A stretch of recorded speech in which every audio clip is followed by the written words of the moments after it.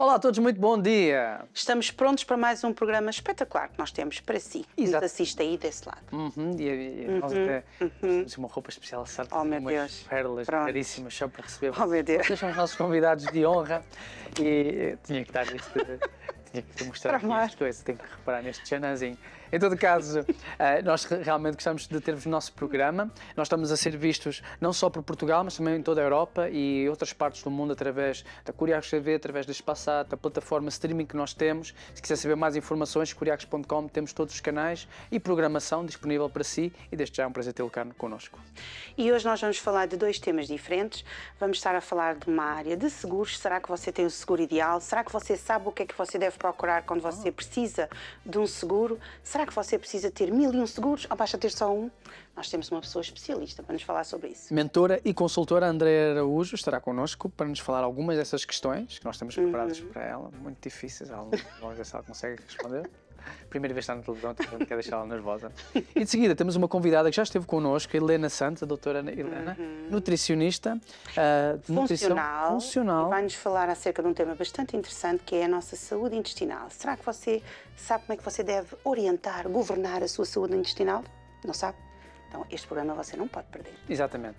Nós voltamos já com as nossas convidadas e já sabe que em rodapé estão a passar os nossos contactos. Tome nota, se quiser vir ao Manhãs da TV, é só falar com a nossa produção. E então nós voltamos já com Andréa Araújo.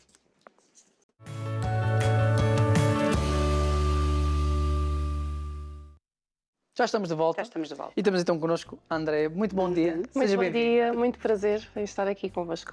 Antes de começarmos, beijinhos e abraços lá para casa. Esta é a pergunta mais difícil. Só ele é que faz esta pergunta, eu não faço esta pergunta. Tipo sanguíneo ou algo assim. Olá, muito bom dia a todos. Não, mas para a mãe, para o pai, para os amigos, não... Beijinhos a todos os que estão a assistir. Espero que esta conversa seja principalmente útil para vocês e é nessa finalidade que eu estou aqui hoje para falar um bocadinho acerca da importância dos seguros. Porquê a área dos seguros, Andréa? Porque é uma área que me fascina desde muito cedo, portanto eu desde os 18 anos que trabalho em seguros, já passei por diferentes áreas e porque acredito que é de extrema importância para as famílias, de uma forma geral, terem uma boa proteção para as suas famílias. Quando estivemos aqui a ler algumas das notas que a Andréa compartilhou connosco, né? Você já é uma empreendedora nata também, né? Você já teve os seus próprios negócios na área da restauração. Food truck, de crepes, waffles e gelados artesanais, uma maravilha. A nossa nutricionista também depois já viu dizer qualquer coisa em relação a isso. Um pancake house, uma gelataria artesanal de fabrico próprio. Ou seja, você tem gosta... tudo a ver com seguros. Tudo a ver, Andréa. Nada a ver. Há de abrir uma porta para esse mundo, não? Eu tenho duas paixões. Uma é a restauração, porque eu também, quando tinha 16 anos, comecei em part-time a fazer uns pequenos trabalhos a nível de restauração. Não propriamente por necessidade, mas porque queria, de certa forma, começar a ter alguma independência financeira, não ter que precisar de pedir para o que quer que seja. E então essas são as minhas duas paixões. É a restauração, eu sou licenciada em Gestão Hoteleira e Restauração. E a parte dos seguros. Portanto, em certa altura eu acreditei que tinha toda a capacidade de construir o meu negócio próprio na área da restauração. Foi um grande desafio porque nós desenhámos tudo, desde o branding, a comunicação. Portanto, nós, quando somos empreendedores, temos que tratar de todas estas áreas, sendo só uma pessoa, e foi um grande desafio. E acabou por ser muito interessante porque ainda hoje recebo contactos a convidar-nos para participarmos em determinados eventos com a nossa carrinha. Portanto, foi uma carrinha que nós comprámos, restaurámos, a imagem, tudo foi desenhado por nós e estava a correr bastante bem e depois daí é que se despoltou o convite para abrirmos uma loja física, que na altura nem sequer estava nos nossos planos, mas que acreditámos que poderia ser interessante termos um espaço físico, onde as pessoas tivessem a garantia de nós estarmos ali e poderem ir quando quisessem. Entretanto, era um negócio que estava a correr bastante bem, apesar de ser uma novidade em Portugal a questão das panquecas na altura, mas com uma componente de panquecas mais saudáveis. Portanto, nós fazíamos com com aveia e pronto, com alguns Isto ingredientes. Pronto, já está assim mais aliviado o ambiente aqui, pronto. Sim, pronto, do ponto de vista de ser mais saudável, não é, para as pessoas. E foi na Praia das Maçãs que nós abrimos a nossa loja, portanto a parte da gelataria também era com este conceito mais saudável, fabrico próprio, artesanal, e estava a correr bastante bem até chegar a pandemia. Pronto. Adaptámos-nos de certa forma, fizemos entregas, estava a correr mais ou menos bem, mas chegou a um ponto que as pessoas não saíam, não queriam as entregas, pronto. Começou a tornar-se um bocadinho mais complicado. Eu era a sócia-gerente e, portanto, tivemos que tomar a decisão de fechar, porque era o melhor a fazer. E pronto, voltei à minha área, à minha outra área que eu adoro e que é a minha 12 paixão. anos de experiência. Sim, 12 anos de experiência na parte de seguros. Já passei por área financeira, comercial, sinistros, assistência em viagem, renta-car. Portanto, já tenho uma bagagem grande, de uma forma geral. E acredito que realmente há um papel importante a fazer no que diz respeito à mediação e consultoria de seguros em Portugal. Acho que, de certa forma, ainda é um bocadinho tabu certo tipo de seguros em Portugal, mas que aos poucos temos empreendedores, tal como eu, a apostar nesta área e que também vêm trazer um outro tipo de comunicação, desmistificar um bocadinho os temas dos seguros, para que as pessoas percebam realmente que há certo tipo de seguros, como são os seguros de saúde, os seguros de vida, que são muito importantes para a proteção das famílias numa situação de vulnerabilidade. Claro. Hoje em dia os seguros são muito mais, penso eu, corrija-me se estiver enganada, são muito mais importantes ou muito mais necessários do que eram antigamente. Sim, principalmente porque a estrutura das famílias, de uma forma geral, mudou. Nós antigamente, há alguns anos atrás, tínhamos famílias muito grandes e que de certa forma se apoiavam a nível financeiro, se alguma das pessoas perdesse capacidade financeira. Hoje em dia temos famílias mais pequeninas, portanto a natalidade é baixa em Portugal, não é? E isso faz com que estejamos um bocadinho mais vulneráveis. Estamos a falar, no geral, de famílias com, portanto, pai, mãe e 2 filhos. E, portanto, na ausência de um, ou na vulnerabilidade de um, em caso de uma incapacidade, é complicado gerir financeiramente a família, havendo a falha de uma das pessoas. Portanto, e há aqui seguros que são muito importantes na proteção, quer sejam seguros financeiros, como seguros de vida. Hoje em dia já há imensos produtos para diferentes carteiras e é importante as pessoas terem esta noção. Eu acho que, através das redes sociais e como cada vez mais as pessoas estão online, isso também traz uma vantagem muito grande, porque a nível de seguros cada vez mais é a comunicação para esclarecer as pessoas daquilo que estão a contratar, o que é que devem contratar e em que é que aquilo lhe pode ser útil no futuro, se precisarem. Uma das coisas muito complicadas, ou que nos deixa extremamente aborrecidos no seguro, é que, por vezes, precisamos de fazer o seguro por uma ou outra ou por variadas razões. Quando nós necessitamos de acionar esse seguro, é sempre uma chatice. Por primeiro que muitas vezes aquilo fique tratado e resolvido, acaba sempre por ser uma grande chatice, não é? Portanto, os seguros acabam por ser, ou na grande maioria dos casos, quando nós não somos bem conduzidos pela pessoa que nos dá os seguros, acaba por ser um pouco, não é vantajoso para nós.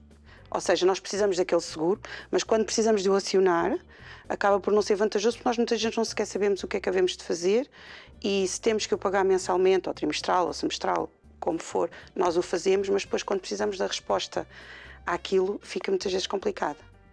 Pronto, aí está o papel fundamental de um consultor ou de um mediador de seguros, de ter a proximidade suficiente do cliente para o colocar à vontade, não só na venda, mas em todo o acompanhamento ao longo da vida. Isto é uma das coisas que eu defendo muito, E noto que quando os clientes, pronto, de novo me chegam, não é, para falar comigo e para me pedir ajuda, uma das maiores queixas é a falta de resposta do mediador que tem.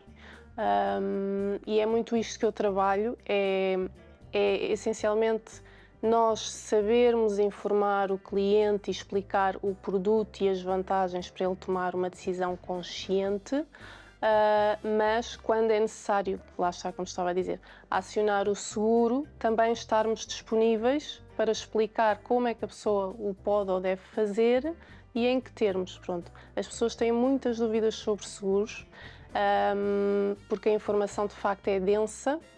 Nós lidamos com isto todos os dias e para nós é fácil, mas para a generalidade das pessoas não é.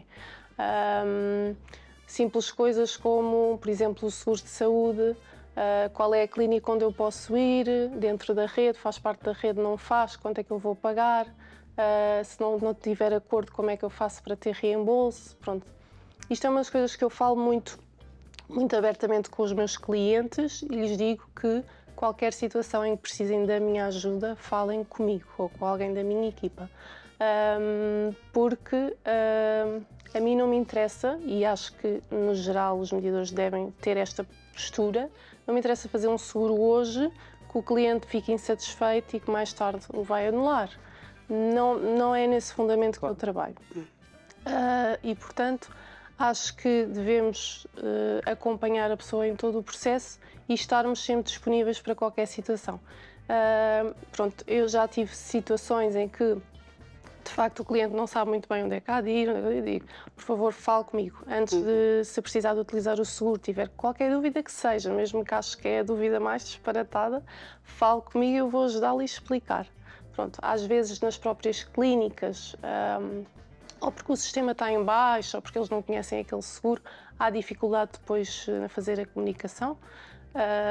E eu própria digo, eu tenho muitos clientes estrangeiros e hoje em dia as seguradoras ainda não estão muito adaptadas a este tipo de cliente, principalmente os documentos são todos em português. Portanto, eu sei à partida que eles vão ter dificuldades na clínica, às vezes, para dar o número do cartão, para dizer qual é a seguradora. Pronto. Eu digo, qualquer situação que tenham, ponham-me em contacto mesmo com o recepcionista, com o atender, estejam à vontade porque eu estou aqui para ajudar em qualquer situação. E isto é fundamental. É muito importante. Falemos um bocadinho acerca da sua equipa. Você vai fazer um ano que abraçou, sim, porque já fez um ano, na realidade, 1 de novembro, estamos a 7 de novembro, abraçou o projeto DS Seguros, na verdade, está nesse grupo atualmente, já recebeu diversas distinções dentro do grupo. Fala-nos um bocadinho dele. Sim. O que é que gosta deste grupo? Pronto, eu fui distinguida como a melhor consultora a nível nacional.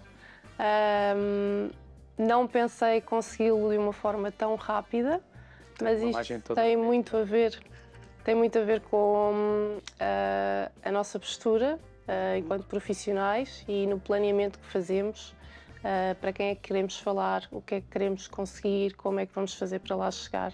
Mas sempre de uma forma muito transparente e próxima das pessoas. Competiu com mais de 1000 consultores a nível nacional. Sim. É um bom número. É um excelente número. Muitos parabéns. Obrigada. E também, qual é a importância ou quais são os principais tipos de seguros que as famílias precisam de ter? Neste momento, como sabemos, o Serviço Nacional de Saúde tem grandes dificuldades em dar resposta e isto é uma preocupação a nível nacional. Por isso eu destacaria como principal neste momento o seguro de saúde para as famílias. E existem variedíssimos planos de seguro de saúde para todas as carteiras, mesmo. Às vezes as pessoas têm um bocadinho a ideia errada que o seguro é caro e por isso nem sequer pensam em fazer, mas quem não tem a oportunidade de fazer um seguro de saúde, mesmo um seguro, existem planos de seguro que são planos de desconto que, de certa forma, já dão uma ajuda, portanto, quem não tiver a oportunidade de fazer o seguro pode fazer o plano. As próprias seguradoras já têm esta noção e, portanto, também já estão a fazer seguros de saúde com outras características e mais económicos para conseguir chegar a um maior número de pessoas. Seguro de saúde, o seguro de vida para a proteção financeira das famílias. Pronto. Este é um seguro Hoje em dia, e mesmo a nível de redes sociais, fala-se muito do seguro de vida ligado ao crédito de habitação, porque com as taxas dos créditos a subir exponencialmente, as pessoas são obrigadas a olhar para os números e ter que rever, não é? E uma das coisas onde conseguem poupar bastante é no seguro de vida. Mas, para além disso, o seguro de vida do crédito à habitação é uma salvaguarda para o banco. Portanto, se acontecer alguma coisa àquela pessoa, para a seguradora pagar ao banco a dívida.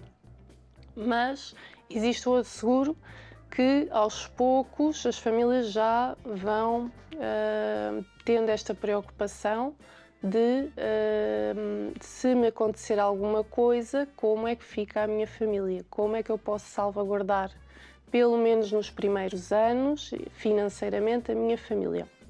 Se eu tiver uma situação de invalidez, e quando falamos de invalidez, infelizmente cada vez são mais os casos de cancro, e isso corresponde a uma incapacidade de 60%. Quem tem um cancro tem uma incapacidade de 60%. E se tiver uma cobertura dessas num seguro de vida, pode resgatar aquele capital para fazer face aos tratamentos ou outra situação que precisar. Pronto, isto é muito importante as pessoas perceberem, porque muitas vezes não há esta preocupação, mas se de alguma forma, eu trabalho muito isto com os meus clientes. Os seguros de vida às vezes são um bocadinho tabu, não é? Mas quando nós já temos a relação criada com o cliente já percebeu que nós realmente queremos ajudá-lo a proteger-se de uma forma melhor. E a certo ponto já é possível falar sobre este tema, não é? Que é uma questão mais sensível, não é? Mas é ajudá-lo e fazer as contas. Se o senhor faltar na sua família, quanto é que acha que precisava a nível financeiro para salvaguardar pelo menos os primeiros anos? Isso também acontece a nível empresarial, não é? Portanto, também fica salvaguardado, também é feito um seguro de vida também pode ser feito para os sócios das empresas, por exemplo, e depois vem a parte dos benefícios fiscais, que também é bastante interessante. Vou dar um exemplo. Por exemplo, a nível dos seguros, quem abre uma agência normalmente cria uma empresa e muitas vezes será 1 ou 2 sócios, mas o esposo daquela pessoa ou a esposa não tem nada a ver com os seguros, não faz ideia o que são os seguros, nem tem que fazer, não é? E se existir um seguro destes, um seguro de vida para os sócios, na falta de um, aquele capital vai salvaguardar financeiramente a empresa, é muito importante. Pronto. Temos muitos pequenos empresários em Portugal e acredito que aos poucos temos conseguido trabalhar esta questão, porque às vezes as pessoas têm a ideia errada que o seguro, lá está, o seguro de vida é muito caro, mas quando falamos a nível empresarial é um custo que é considerado na empresa e que depois vai ter benefício e dedução. Portanto, se calhar não é assim tão caro, não é? E a salvaguarda que vai ter no futuro, se precisar realmente usar, porque eu infelizmente já assisti a situações em que falha um dos sócios e não há capital de giro para fazer face às despesas, é muito complicado. E as famílias acabam por ficar numa situação muito vulnerável com aquela situação. E isto pode ser evitado fazendo um seguro de vida. Portanto, temos o seguro de saúde, temos o seguro de vida e que mais seguros é que é necessário ter? Pronto, dentro dos seguros de vida há uma outra componente que é um seguro misto, chamam-se seguros mistos, que é um seguro de vida e de poupança ao mesmo tempo. Isto é uma coisa muito interessante. É relativamente recente, sim. Não são todas as seguradoras que fazem, mas já há algumas opções no mercado. E é interessante porque tem o capital de risco, que é o chamado capital de risco da parte do seguro de vida, e depois tem uma percentagem que vai acumulando em poupança e que a pessoa pode depois resgatar parcialmente. Como funciona uma poupança?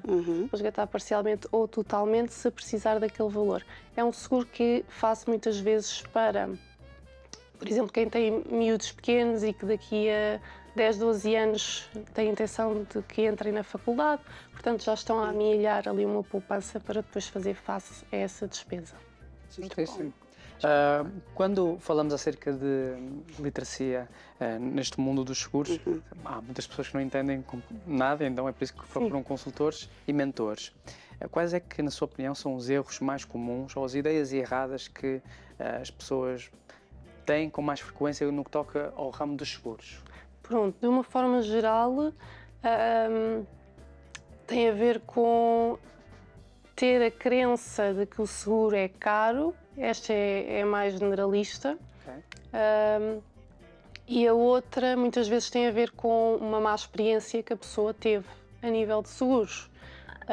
Teve um sinistro automóvel e depois o seguro não comparticipou aquela situação. Pronto, há aqui N fatores pelo meio e eu acredito, lá está, que muitas vezes é porque o produto foi mal explicado e por isso é que eu decidi que realmente faz toda a diferença nós termos profissionais que tenham uma forma de trabalhar muito transparente e muito próxima com as pessoas. Não adianta fazer seguros que depois não salvaguardem aquela família. É uma responsabilidade muito grande. É o dinheiro das pessoas que estão a confiar. É o dinheiro das pessoas e é a situação das famílias, não é? Estamos a falar aqui de pontos muito importantes e que devemos ser sempre muito transparentes na forma como comunicamos e aconselhar realmente a pessoa, pôr o leque de sugestões daquilo que nós acreditamos que sejam boas para aquela família e dar a opção à pessoa de forma consciente, escolher o que é melhor para elas, mas informar. Esta cobertura é melhor por isto, por isto, por isto, e a pessoa depois escolhe ou não, mas pelo menos está informada. Posso fazer um pequeno comentário? Sim. Uma reunião que tive ontem com uns potenciais clientes e uma das queixas era, de facto, a falta de resposta do mediador para aquela situação e o produto não foi devidamente explicado. Estou a falar em concreto de um PPR, um Plano de Poupança Reforma. O cliente foi induzido, de certa forma, erradamente. Pronto, também só havia uma versão, é certo, não havia as duas, mas parece-me a mim que é muito mau, porque isto depois já leva, quando estamos a falar de montantes muito elevados, é necessário colocar advogado, pronto, e torna-se aqui uma situação muito constrangedora, até para o próprio mediador, não é? Porque se a informação não foi bem passada, aquilo depois traz consequências gravíssimas, não é? Portanto, nós temos que saber não só o produto de fio a pavio para podermos explicar ao cliente e ele depois decide se quer avançar ou não, mas não induzir as pessoas em erro, porque isto é gravíssimo. É uma quebra de confiança, depois acabou. É uma quebra de confiança muito grande, não é? E é mais fácil passar como é que eu ia dizer? Ou seja, quando nós temos uma má experiência, é muito mais fácil nós partilharmos isso com as outras pessoas do que uma boa experiência. E o português funciona muito bem com o boca a boca. Certo. É um povo que passa bem, assim, eu acho que é mais rápido que o Instagram, não é? A nível de boca a boca é uma coisa fantástica aqui neste país. Sim, então é preciso ter muito cuidado com as coisas que dizemos e a forma como transmitimos as informações. Pronto, esta pessoa em concreto fez um PPR achando que podia resgatá-lo em qualquer momento, em qualquer circunstância, e não é assim. Não tem a ver com a seguradora que escolheu para fazer o seguro, mas com a legislação acerca dos planos de poupança-reforma, que tem regras muito específicas de resgate e que tem penalizações nos primeiros anos, se quiser resgatar. Portanto, isto não foi transmitido, a informação do juro que foi transmitida também não foi a correta.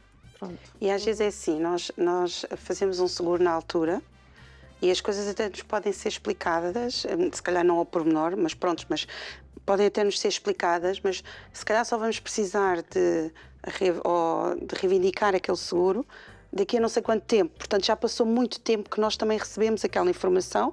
Não estou a dizer, pronto, a dizer mal de quem faz de quem precisa dos seguros, mas estou a dizer que muitas vezes a informação depois, quando nós pensamos naquilo, já é um bocadinho diferente. Às vezes também passou alguns anos, já mudou algumas coisas, não é? E às vezes também há necessidade de, e às vezes também se faz isso, que eu creio que sim, que é procurar um melhor preço, não é? Porque às vezes aquele seguro também a gente consegue volta e meia, não é volta e meia, mas na altura que vamos fazer a prestação também, novamente o pagamento, portanto podemos também pedir uma avaliação, não sei se é este o termo, uma revisão, né? Para poder saber se conseguimos um valor um pouco mais vantajoso. Sim, pronto, isso tem a ver com, entramos aqui na parte da questão das finanças pessoais, e cada vez mais eu sinto e vejo que existe esta necessidade das pessoas olharem realmente para as suas finanças, perceberem onde é que estão a gastar o dinheiro e de que forma. Pronto, isto tem um impacto muito grande a nível dos seguros. Há muitas pessoas que têm seguros a débito direto, às vezes seguros em duplicado, imaginemos, sei lá, um seguro multirriscos, afinal tem 2 e nem sequer tinham noção disso. E portanto é preciso de vez em quando, não é constantemente, obviamente, mas de vez em quando olhar para os contratos de seguro, ver o que é que temos, até porque as necessidades ao longo da vida vão mudando e um seguro que eu preciso hoje com estas coberturas, se calhar daqui a uns anos não me faz tanto sentido ou não é suficiente, se calhar tenho que fazer um upgrade. Pronto. E sim, é muito importante fazer a revisão dos seguros, até porque para percebermos que tipo de coberturas é que temos contratadas, se fazem sentido para a nossa realidade naquele momento e se não fizer, aconselhar-nos com um mediador, com um consultor, que realmente nos ajude a encontrar aquilo que é mais vantajoso para nós. E percebemos também que, tanto a nível pessoal como a nível profissional, em termos de empresário, há certos seguros que são importantes ter, não sei se a palavra certa é obrigatórios, mas que são necessários ter, não é? Por exemplo, em termos empresariais, nós temos o seguro, por exemplo, o seguro de acidentes de trabalho, responsabilidade civil, portanto, são coisas que são necessárias ter para também o empresário e os seus funcionários estarem salvaguardados. Sim, há seguros que são obrigatórios por lei ter, portanto, nem há muita volta a dar, têm que ser feitos. E sim, ao longo dos anos os preços vão mudando, não é? A inflação também se aplica aos seguros, portanto, em todas as áreas os seguros não são exceção, e, portanto, é importante rever. Não todos os anos, os seguros obrigatórios, mas de X em X tempo, sim. Andreia, temos que dizer, não é? Sim. Você tem que cá vir outra vez. Que é para a gente poder falar mais. Ainda tínhamos algumas perguntas, mas foi muito esclarecedor. Foi muito bom, sim. Aproveitamos para falar de um tema diferente aqui no Manhãs TV. Nós gostamos disso, gostamos de trazer... Que é muito importante. Sim, a trazer assuntos que interessem a comunidade. E este é com certeza, está a trazer muito esclarecimento. Você é uma excelente profissional, não só pelas distinções, mas pelo que vimos aqui ao conversar consigo. Consultora, mentora, exato. Ainda temos muito para falar. Exato, você é aqui o nosso, como é que eu ia dizer, nossas páginas amarelas no mundo dos seguros. Se quiserem entrar em contato consigo, como é que podem fazê-lo?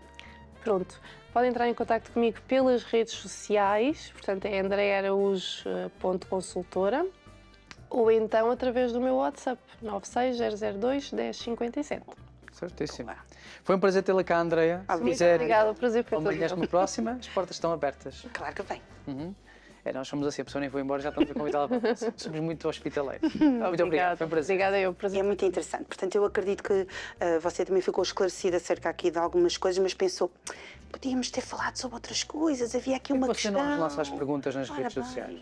Por que não falar? Façam esta pergunta. E a gente faz uma listinha e quando conseguimos encaixar, perguntamos. Exatamente. Portanto, já sabe que tem que ficar atento para também saber o que é que... aquelas coisinhas que foram faladas aqui, não é? E o que é que nós vamos falar na segunda parte? Na segunda parte vamos falar tema diferente. De saúde intestinal. Portanto, isto temos aqui uma profissional connosco no nosso meio, Helena Santos, também ela é muito engraçada. E você não vai querer perder esta segunda parte, nós voltamos já já. Até já.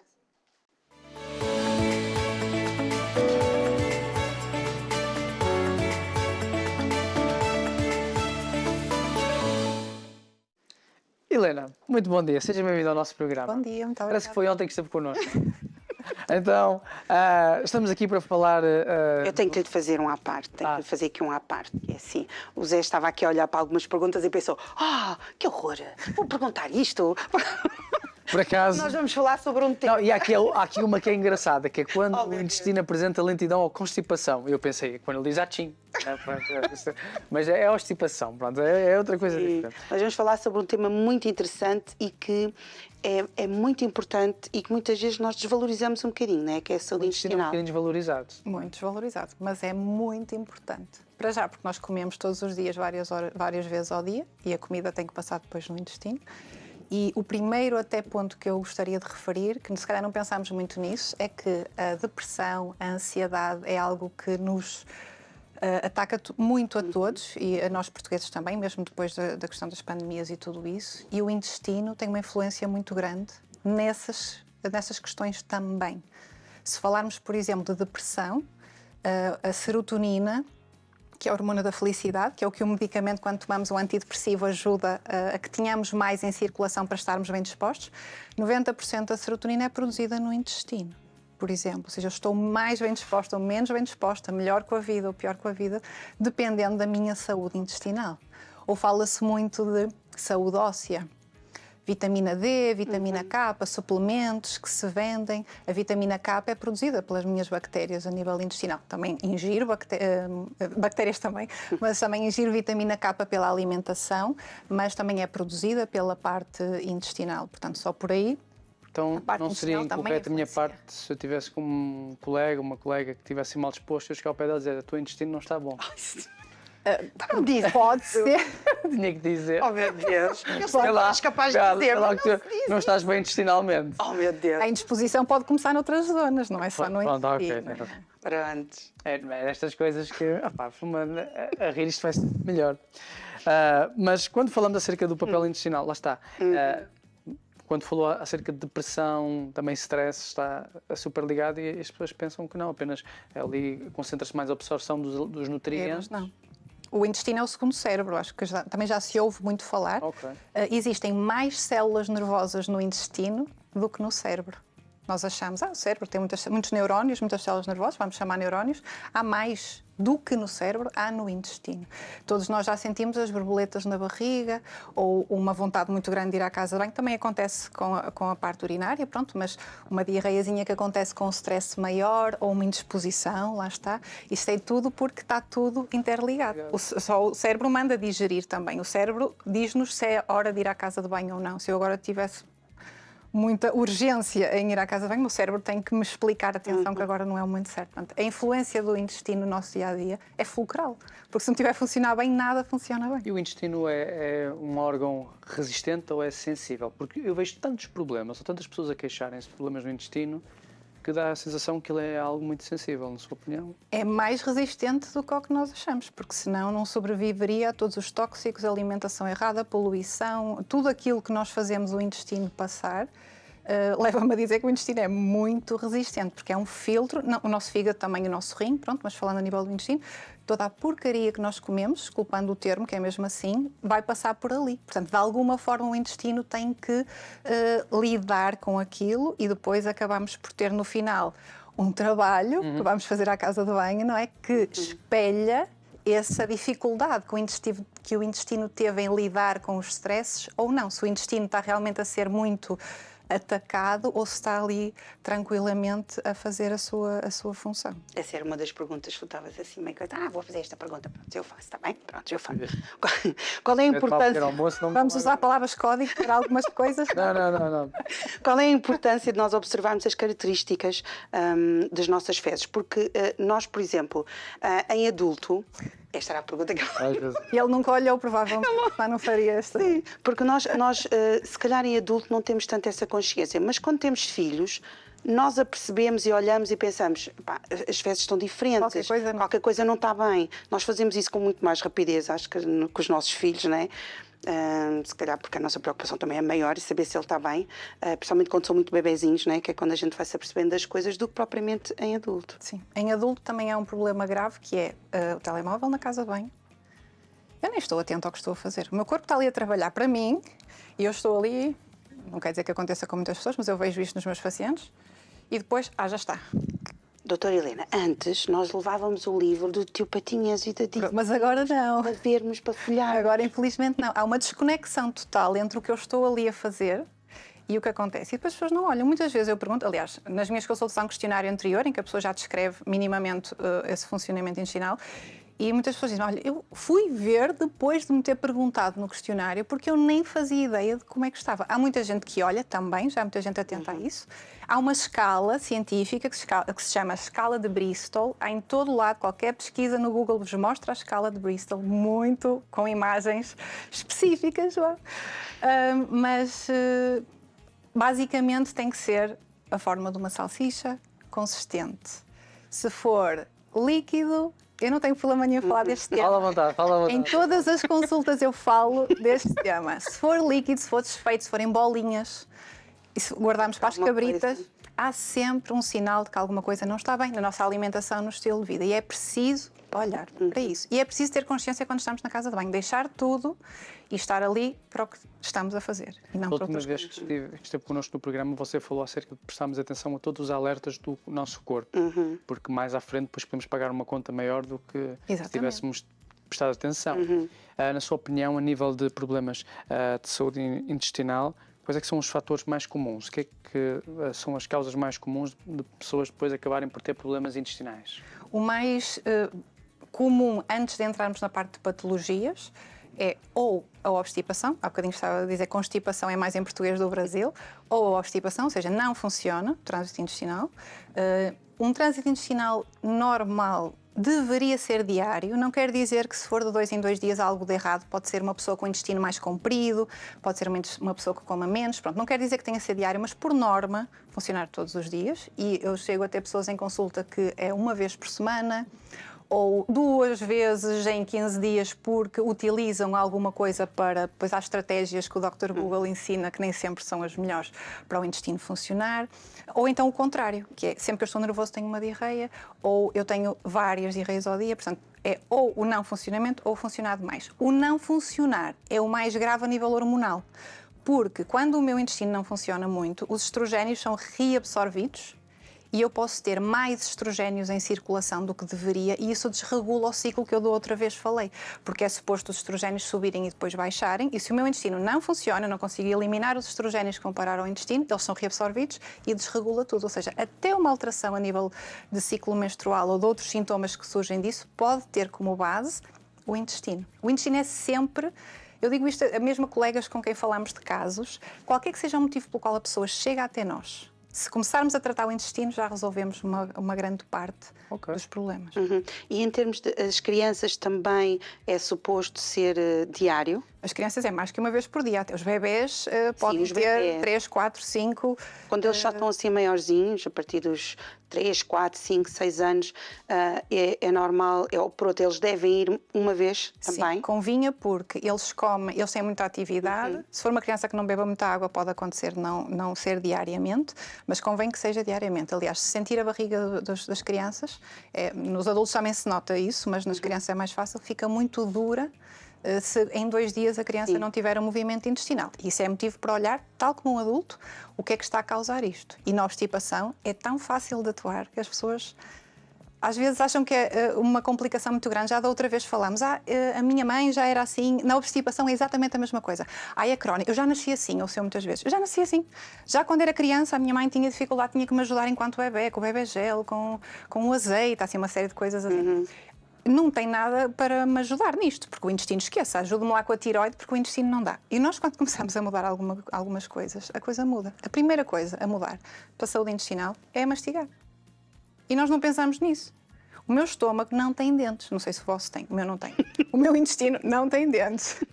E se eu não mastigar a comida, algo tão simples quanto isto, comer em 10 minutos, comer de pé, não estar sequer, mais uma vez, com atenção plena ao que estou a fazer, o intestino vai ter muito mais trabalho a fazer movimentar aquela massa que está ali e, portanto, pode surgir uma obstipação. Ou até também uma diarreia, porque aquela massa mal digerida chama água, é o efeito da osmose. Portanto, tudo que esteja ali muito também a nível intestinal pode chamar água e depois há uma diarreia. Portanto, mastigar é a primeira coisa a fazer.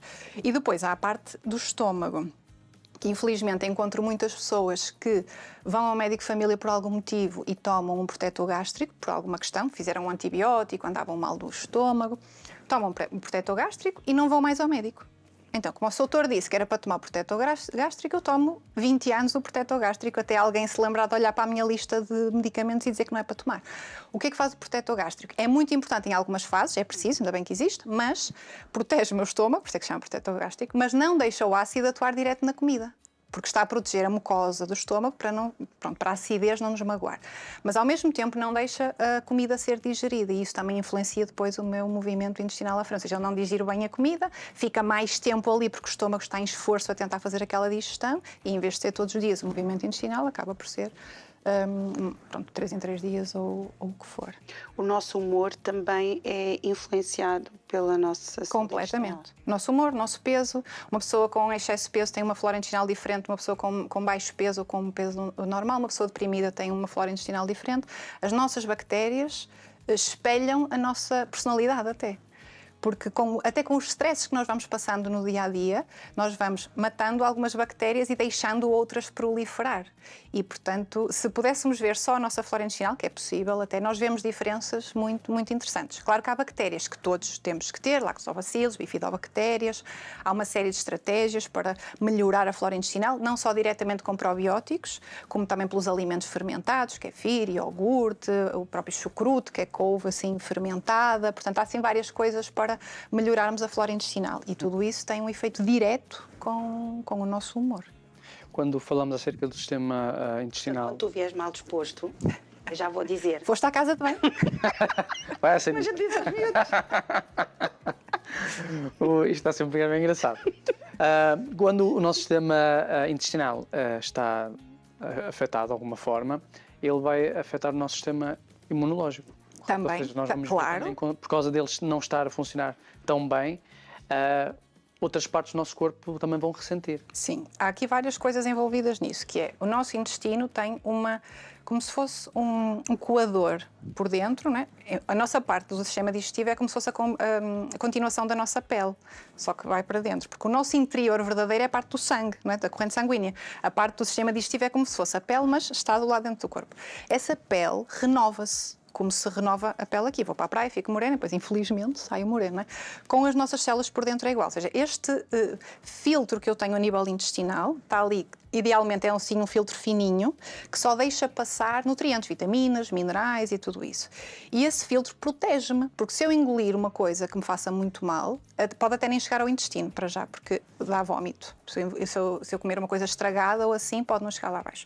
Mas chegando ao intestino, há um sistema imunitário no intestino. Grande parte do sistema imunitário está no intestino. Por isso é que muitas pessoas comem determinadas coisas e ficam com sinusite. Ou comem determinadas coisas e ficam com rinite, com itch. Há muitos bebês, muitas crianças, que é a parte alimentar que influencia as amigdalites e otites de repetição. Claro que há crianças que ficam com viroses depois de ir para a creche, isto é outra questão, é o sistema imunitário a desenvolver-se, mas a parte alimentar, quando este filtro interior no intestino, que se chama permeabilidade intestinal, não está bem, porquê? Porque eu tenho stress, porque eu não faço exercício, porque eu não bebo água, porque eu como mal, este filtro vai ficando assim e passa tudo. Se eu não mastigar bem, se eu andar a comer mal, tudo isso, chega ali e passa para a corrente sanguínea e não é suposto. E o nosso sistema imunitário reage, porque o sistema imunitário quer nos proteger.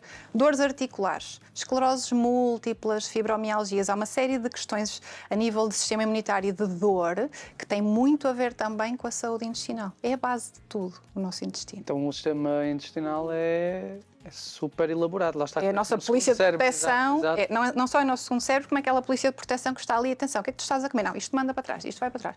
Ou então, quando está fragilizado, não há tantos agentes como era suposto, deixa entrar tudo. E depois aí o corpo reage em vários sítios, porque o sistema imunitário não está só no intestino. Está aqui nas axilas, na parte também. Portanto, há aqui uma série de coisas que acontecem por consequência de tratarmos mal o que eu gosto de dizer que é o nosso templo, não é? Porque é o nosso corpo, é que nos anda aqui a transportar de um lado para o outro. E nós não. Eu gostei de uma coisa que falou, que é em termos da sinusite e da rinite, e quando há, por exemplo, mudanças de temperatura ou mudanças de estação, por norma, quem sofre disso sofre mais nessa altura. Mas você também disse que tem a ver também com a nossa parte do intestino. Sim. Uma coisa é a parte sazonal, principalmente se for por causa das gramíneas ou alturas em que efetivamente no ar andam mais poluentes que me afetam, ou se eu tenho determinado tipo de alergia, não é? Se eu entrar em casa de alguém que tem um gato e eu reagir ao pelo do gato, a minha rinite vai ficar pior. Outra coisa diferente é se o meu intestino não está com o meu filtro corretamente posicionado, se está muito largo, e entram coisas, alimentos mal digeridos ou bactérias ou o que for para a minha parte interior, eu vou reagir onde sou mais sensível. E há pessoas que é na rinite. Há pessoas que é a nível dos olhos que notam mais. Há pessoas que é logo uma infecção a nível da garganta, por exemplo, porque o nosso sistema imunitário está aqui. O sistema imunitário está aqui. Vejam o bonito disto. O nosso corpo dá-nos uma informação aqui, mas o problema estava ali embaixo. E se nós não pensarmos, ok, se calhar anda a comer mal, anda obstipada ou anda a ter muitas diarreias, deixa-me lá ir ver o que é que aquilo é. Às vezes eu vou ao médico por causa da rinite, vá ao médico, se calhar não, o médico provavelmente dá um antihistamínico e pronto. Mas vou ao nutricionista porque não ando bem e tenho muitas rinites e assim ela vai-me tratar do intestino. Então, mas o problema é aqui e vais-me tratar do intestino, tem tudo a ver. Dores de cabeça, que há imensa gente a ter enxaquecas, também tem a ver com o intestino, com aquilo que nós comemos, com muitos alergénios que existem que nós provavelmente estamos a reagir e que, se eliminarmos durante uns tempos, damos... Porque o bom do nosso corpo é isso, é que a nossa pele renova-se e interiormente também. Se eu der descanso ao meu corpo durante uns tempos, o intestino nasce novamente, digamos assim, mais forte e aí depois eu já não vou reagir tanto a esses alimentos. E quais são os alimentos que, por exemplo, nessas situações das dores de cabeça e da parte da sinusite e tudo mais, que ajudam o nosso intestino a funcionar melhor? São duas coisas diferentes. Uma coisa é o que é que ajuda o intestino a funcionar melhor. Outra coisa é o que é que pode causar esse tipo de sintomatologia. O que pode causar varia muito. Ao longo do tempo foi havendo muitas teorias, não é? Falou-se de glúten, falou-se de laticínios, falou-se de uma série de coisas. E é verdade que muita gente reage muito aos cereais com glúten e aos lácteos, porque se pensarmos bem, grande parte da população portuguesa come pão e bebe leite de manhã, e depois come pão ao lanche, e depois bebe iogurte, ou seja, é sempre a mesma informação para o intestino e se houver uma fragilidade podemos estar a reagir a isso. Não quer dizer que o alimento seja mau, quer dizer que estamos a comer sempre as mesmas coisas e isso está-nos a afetar. São aqueles culpados principais que algumas pessoas retiram durante uns tempos, laticínios e glúten, e melhoram. Não quer dizer que seja com todos e há análise que se pode fazer para ver se com aquela pessoa se justifica ou não. Outra coisa diferente é o que é que eu vou comer para o meu intestino funcionar. Para já, vou beber. 1,5 litro é o mínimo, dependendo do peso pode ser preciso mais, 25 a 30 mililitros por quilo de peso. E nos homens isso vai para 2, 3 litros, dependendo do peso. Portanto, se eu beber suficiente, meio caminho andado. Mastigar em condições, outro meio caminho andado. E depois alimentos com fibras, porque as frutas e os legumes, independentemente de eu comer muita carne ou não, as frutas e os legumes devem ser realmente a base da nossa alimentação e nós devemos comer, diz-se agora nas recomendações a nível da população geral, 7 porções por dia, 7 ou 8. Já se falou do 5 ao dia e agora fala-se em 7 ou 8 porções, porque realmente é muito preciso. E nós não comemos, se calhar, não comemos. Quando a pessoa é obstipada, se calhar não come. Come uma fruta e uma alfacezinha. Eu como muitos legumes, alface e tomate. E que quantidade? Assim, um bocadinho no cantinho do prato e uma fruta à sobremesa e muitas pessoas ficam por aqui. Isto não é fibra suficiente. As bactérias precisam de alimento para produzir as vitaminas, para gerarem outras bactérias e para produzirem o cocó. Então, para quem estivesse a assistir ao programa e estivesse assim com receio, não presta atenção nenhuma ao meu sistema intestinal e como é que ele trabalha, nem sei, para se ter um telemóvel, pronto, quando estou na sanita, é aquele exemplo que falou. Então esses são os passos que uma pessoa que está a assistir ao programa pode começar a seguir para ter a segurança, claro que tem sempre a ser acompanhado por um profissional, mas ter uma segurança que está a tratar bem o seu intestino. Então, mastigar bem os alimentos, beber muita água e legumes e verduras. Legumes e frutas, sim, alimentos fermentados também. O kefir, o iogurte ou a couve também fermentada são alimentos que já dão uma boa base e já ajudam. E, acima de tudo, quando o intestino avisa que é hora de ir à casa de banho. Não é ir fazer mais 20 mil coisas e ler mais 4 ou 5 e-mails. Então porque não dá jeito. Às vezes não dá jeito. É uma chatice. E a gente espera. Mas depois esperamos nós pelo intestino. Pois é. É ir quando podemos ir, ou então, ao longo do tempo, depois gera-se uma regularidade. Se eu começar a esperar um bocadinho na casa de banho. Nós queremos ir à casa de banho em 2 minutos e está feito. A não ser que tenhamos filhos e que queiramos ter ali 10 minutos de descanso. Exatamente. Senão vamos muito rápido. Portanto, dar-nos o tempo de estar ali também à espera que o corpo perceba que está na hora de, pronto, de Todos os funcionar. produtos no supermercado mais voltados para dietéticos são bons? É uma pergunta muito generalista, depende muito. Há muita coisa à venda. Por norma, se o produto está no supermercado e diz que faz milagres, não vai fazer. Digo assim de forma geral. É preferível quando é suplementação, embora não há regulamentação para a suplementação como há para a medicação. Mas eu digo sempre que é preferível ter uma opinião de um profissional de saúde, no caso da parte intestinal do nutricionista ou até do farmacêutico, que muitas vezes também conseguem dar uma opinião, mesmo que depois o produto seja vendido na farmácia e também noutro local. Ter sempre uma opinião antes de fazer e, acima de tudo, não fazer nada muito tempo sem realmente avaliar e falar com alguém, porque provavelmente não vai correr muito bem. E os laxantes que se vendem no supermercado também, não sei se era nisso que estava a falar, são um no-go para a maior parte das pessoas, porque isso só vai fazer funcionar à força, não vai resolver a questão. Se eu estou muito mal e preciso mesmo de ir à casa de banho, não vou há 3 semanas, claro, vou usar um laxante, mas isso não me vai resolver a situação. Se eu estou a usar isso consequentemente, eu estou a prejudicar a minha saúde intestinal, provavelmente já deprimido, ou seja, há que ver a base primeiro. Para quem adora chá, e o chá é bom?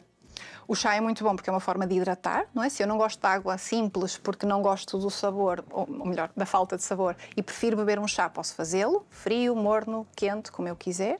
Há determinadas plantas que são laxantes. Por exemplo, a planta do sene é laxante. Isso já não é tão indicado porque isso vai fazer com que o intestino funcione à força. Agora, camomila, perpétuas roxas, é uma planta tão bonita que é antioxidante e anti-inflamatória, também é muito bom. Cidreira, tudo que são ervas, até gengibre, que é anti-inflamatório, ajuda também a nível da digestão. Não vai atuar direto no intestino, embora o gengibre tenha algum efeito na motilidade, mas só o facto de eu me hidratar e saber-me bem, se calhar vou-me lembrar mais depressa que tenho que beber. E em último caso, pôr lembranças. Mesmo em questão do gengibre, é muito comum, e eu faço muito isso, não sei se estou a fazer bem, que é colocar o gengibre nos cozinhados. Ótimo. O gengibre é muito anti-inflamatório, quanto mais usar melhor. Se gosta, pode e deve usar e abusar. Em casos de enjoo, ajuda. É anti-inflamatório quando estou com alguma azia, algum problema no estômago, ajuda. Ajuda quando há dores de cabeça, quando há algum tipo de inflamação, dores de garganta. É ótimo. Se gosta do sabor, faz muito bem em usar. A nível de atletas, pessoas que trabalham em alta competição e performance, tomam muitos suplementos. Há quem faça isso, por exemplo, de ginásio, mesmo aqueles que nem são atletas, mas querem aumentar o seu ganho muscular. Existe ultramassas e coisas assim do género. O que é que você pensa em relação a isso? É um assunto diferente, ou seja, normalmente não tem a ver com a parte intestinal. Se estivermos a falar de suplementos, claro que é afetada, porque há muitos suplementos que têm muitos aditivos. Aliás, há muitas proteínas, por exemplo, que dentro dos suplementos para desportistas há muitas coisas diferentes. Há a proteína simples, simplesmente porque há aquela ideia de que se eu faço muito exercício preciso de muita proteína, e essa proteína tem normalmente muitos aditivos, convido toda a gente que usa a ler. Uma pessoa que faz desporto normal, sem fazer grandes cargas, não precisa de suplementos de proteína à partida, pode pela alimentação conseguir. E depois há aqueles suplementos hormonais, que aí não é tão fácil de encontrar, mas que são muito prejudiciais, porque têm a ver com a testosterona, mexem mesmo com as hormonas sexuais. O resultado é visível em pouco tempo, mas também as consequências. A nível sexual, por exemplo, pode haver muitas alterações se não houver um seguimento médico. Portanto, é preciso ter sempre cuidado e nem sempre é preciso. Para eu fazer uma boa massa muscular, não preciso necessariamente usar um suplemento. Carnitina, por exemplo, tem muito interesse. Proteína em pó pode ter interesse se eu tiver dificuldade em comer carne e peixe ou outro tipo de alimentos para ajudar na ingestão proteica para aquele dia, mas não tem necessariamente que ser. Eu posso produzir massa muscular, fazer exercício e não precisar de suplementos. Sabes o que é que eu percebi? Nada como ter uma profissional ao nosso lado nesse tipo de decisões para não prejudicarmos o nosso organismo e termos os resultados que pretendemos em todas as áreas. Mais uma vez, foi um tema que eu achei, vai ser difícil, mas super interessante. Temos que agradecer mais uma vez à doutora. Vai ser difícil porque tu achaste que era complicado falar daquelas situações, que é uma coisa perfeita. É de manhã, as pessoas vão tomar um pequeno almoço e estar a ouvir falar de cocó enquanto estamos aqui a falar. Conseguiste dizer mesmo no final do programa. Se quiserem entrar em contato consigo, doutora, como é que podem fazer? Pelo Instagram ou Facebook, Helena Santos, Nutrição Funcional. Muito obrigado, doutora, mais uma vez. Obrigada. Pela cá. Um gosto. Igualmente. E foi um programa à maneira X. O que é que tu achaste? Aprendemos coisas fundamentais e que nós precisamos saber acerca dos seguros, que tanto devem fazer e o quanto devem fazer parte também da nossa vida, da vida das famílias, e depois terminamos assim com a chave de ouro, com a nossa saúde intestinal. Exatamente. Nós vamos ter sempre outros convidados, outros temas. Se você quiser deixar uma sugestão, fale connosco nas redes sociais, nós tentaremos encontrar alguém de acordo com aquilo que nos pediu. Desejamos que você tenha um resto do dia fantástico e nós contamos consigo no próximo programa. Exatamente. Tchau, tchau. Vamos por si. Até lá. Até lá.